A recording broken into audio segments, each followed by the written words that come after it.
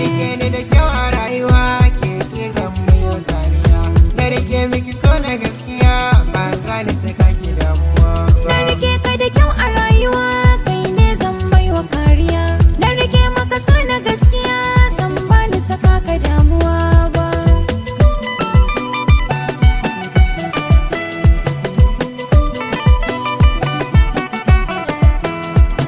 Yarai da rayuwa soyayya ce da shakuwa, baya goguwa baya zane na zabuwa.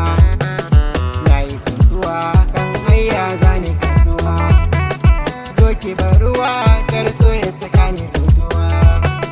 Zo ka sha ruwa kar so ya saka ka zautuwa. Tunda min yi shakuwa za ni kore maka damuwa.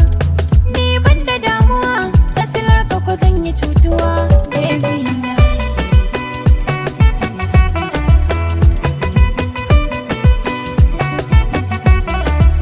Na samo yar guda ɗaya mai kyan hali da nasuwa, je ki gaban gudunmawa sannan nake neman su don hawa. Allah zan yi wa godiya ya zaɓin maɗi da rayuwa. Sabo da shakuwa ke saka zuci ta dinga nasuwa.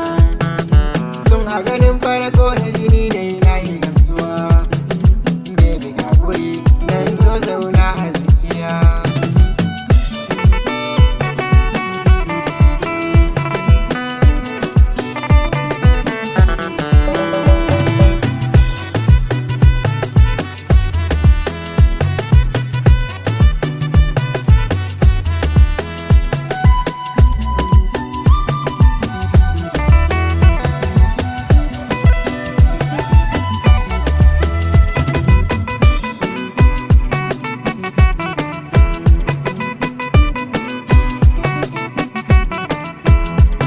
Abu gane mana yan mata karki kula su mana yan gayu, na san da akwai wasu mayu karki kula su na ce yar gata. Ba ruwana da sauran gayu na tabbata za ka yi mini gata. Mun kana ta malelan mata suna na har a can makaranta. In babu kai rayuwa ba daɗi dole a ganni cikin makabarta. A gonakin zama autar mata sarauniya a cikin fadata. Sarauniya nake matar sarki ai dole kai zan bara ga mata. I miss you baby I yallera I love you haka ne manufata. Akan ki ne duka sauran mata na shafe su cikin rayuwata. Miyatti Allah olan nana I love you fitilar rayuwata.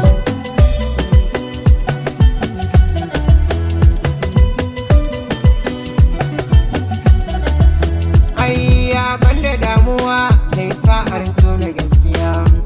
Ka zama garkuwa ka nunan so da shakuwa. Ya Allah ga masoyi na ka cika masa dukkanin buri. Ka haɗa shi da dukkan alkhairi ka tsare shi da dukkanin sharri. Ka saka shi a dukkan annuri wannan shine nake buri. Allah makagina ga wacce ki so na ka biya min duk bukatuna. Na samo wacce ki so na ka saka ta ta zama amaryana. Uwa ga yara na mai koye duka sirrina. Wurin ɗa na gari dai sa'ar mata ta gari. Na samu mai kyau yar gari mai kunya ba ta fahari. Na